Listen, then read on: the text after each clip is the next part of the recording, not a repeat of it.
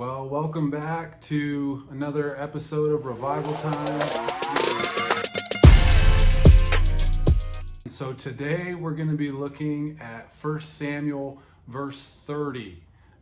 This is a passage that where we see David just really overcoming adversity, but there's a unique way in which he does it. And the backstory here is that David has faced an army, and they've lost some people, some family members, his mighty men, and now his men are upset with him. They're like, David, why did we make this choice? Why are we here? And they're so angry with him.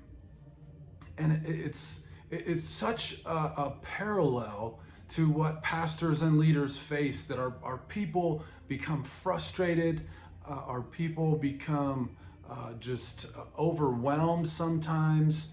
They don't understand the decisions we're making as leaders. And David's in the midst of that kind of scenario.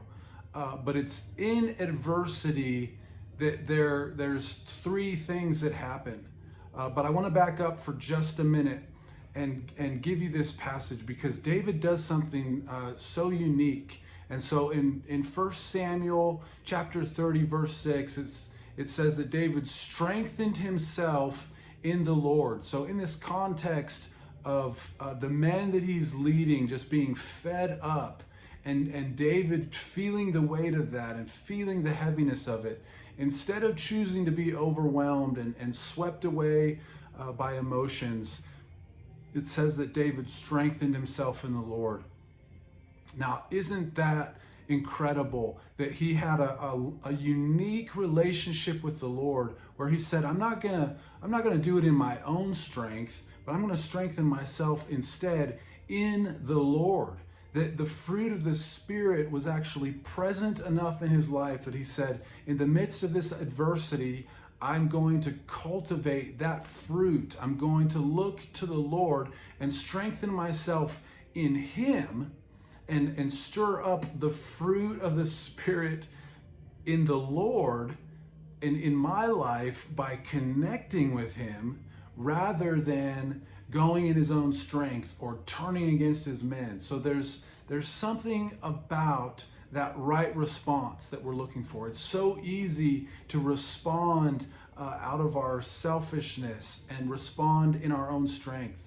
But to respond rightly means that we strengthen ourselves in the Lord. So let me give you these three quick things that adversity will do for you in your life. Adversity, first of all, is God's chosen way to build character in our life. So that fruit that I was talking about, that David was cultivating, that's what's cultivated. It's character. Going through hardship, the hardships that I've faced in my personal life have built character in me to respond with the right heart in every season, even seasons of adversity. And secondly, adversity reminds us to stay dependent on God.